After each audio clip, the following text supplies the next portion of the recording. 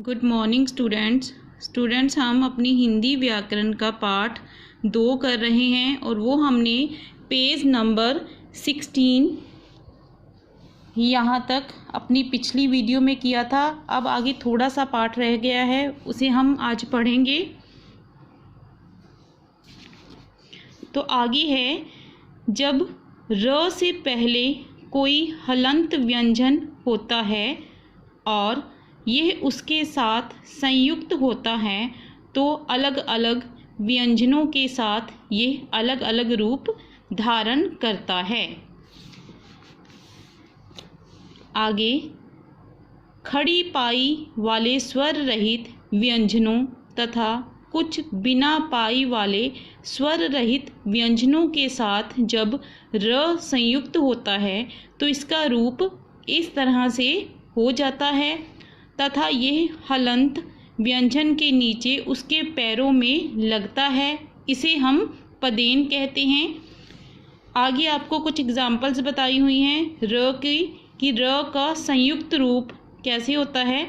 जैसे इस तरह से क के पैर में हलंत है प्लस र तो वो बनता है क्र, मतलब जो पैरों में र लगा होता है उसकी आवाज़ उस जिस व्यंजन के नीचे वो लगा होता है उसके बाद उसकी आवाज़ आती है, इसलिए हम उसे पदेन बोलते हैं क्योंकि वो उस व्यंजन के पैरों में लगा होता है।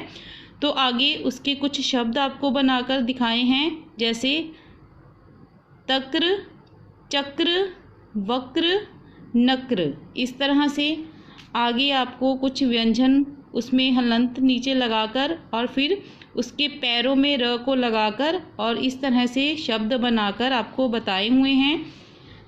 आगे, बिना पाई वाले कुछ स्वर रहित व्यंजनों के साथ संयुक्त होने पर र का रूप इस तरह से हो जाता है। जैसे ट के पैर में हलंत प्लस र तो वो क्या बनता है ट्र। जैसे ट्रेन, ट्राम, ट्रक, राष्ट्र।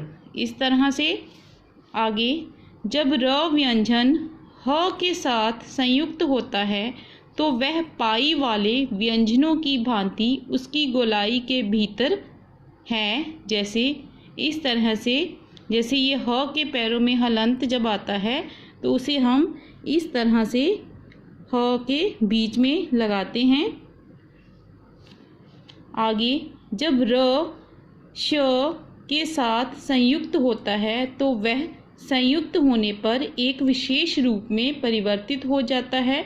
जैसे श प्लस र श्र, श्रव्य, श्रेय, श्री, श्रम, श्रावण। इस तरह से, तो इस तरह से बच्चों हमने इस पाठ के बारे में पढ़ा है। आगे आपको कुछ इम्पॉर्टेंट बातें जो हैं वो इस पाठ में जो भी इम्पॉर्टेंट बातें हैं वो यहाँ पर आपको बताई गई हैं, तो उसे हम एक बार फिर से पढ़ लेते हैं। तो इसे भी आपने अच्छी तरह से पढ़ना है। आपको इसमें से भी फिलअप्स वगैरह यहाँ आ सकते हैं। यहाँ लेसन में जो भी इम्पोर्टेंट बातें हैं वो यहाँ पर आपको बताई गई हैं। लेसन को भी अच्छी तरह रीड करना है और ये जो आपने पेज नंबर 17 पर आपको लास्ट में दिया है कि आपने क्या सीखा इस पाठ में से, तो वो भी सारी ये जो बातें हैं ये भी आपने ध्यान से पढ़नी है। ध्वनि की वह छोटी से छोटी इकाई जिसके टुकड़े ना किए जा सके वर्ण कहलाती है। वर्ण भाषा की सबसे छोटी इकाई है। इसे अक्षर भी कहते हैं।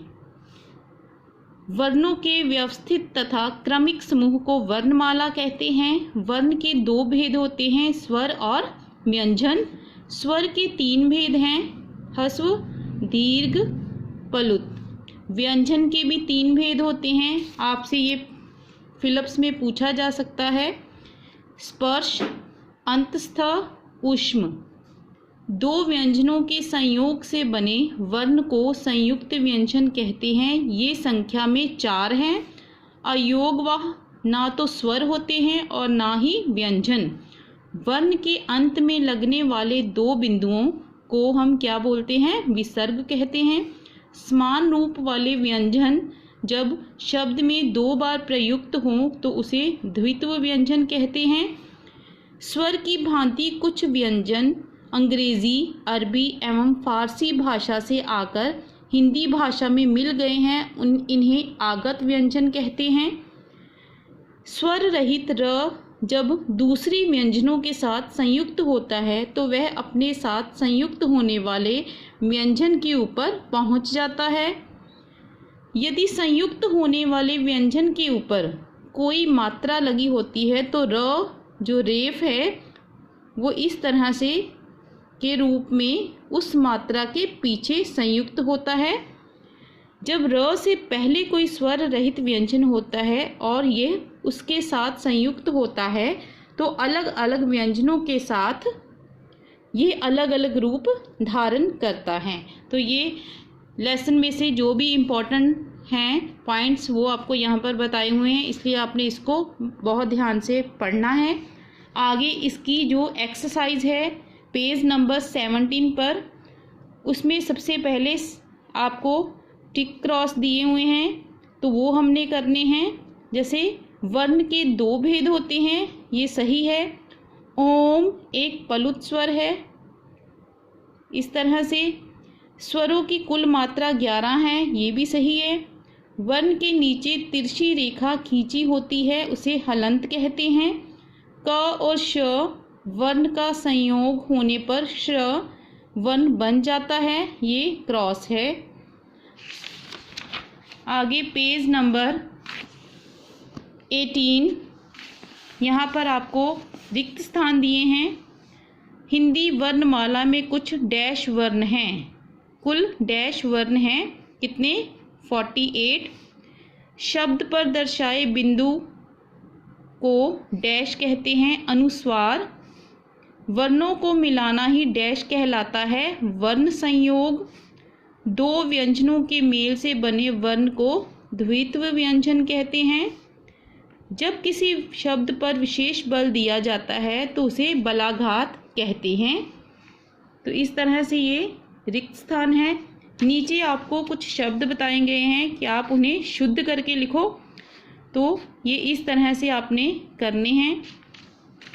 तो ये तीनों चीज़ें जो हैं वो आपने अपनी बुक पर करनी हैं। टिक क्रॉस, फिलअप्स, और ये कुछ अशुद्ध शब्द हैं जिन्हें शुद्ध करके आपने लिखना है। तो बेटा आज हमने ये अपना पार्ट 2 ख़त्म किया है। नेक्स्ट हम अपना अगला पार्ट अगली वीडियो में करेंगे। Thank you.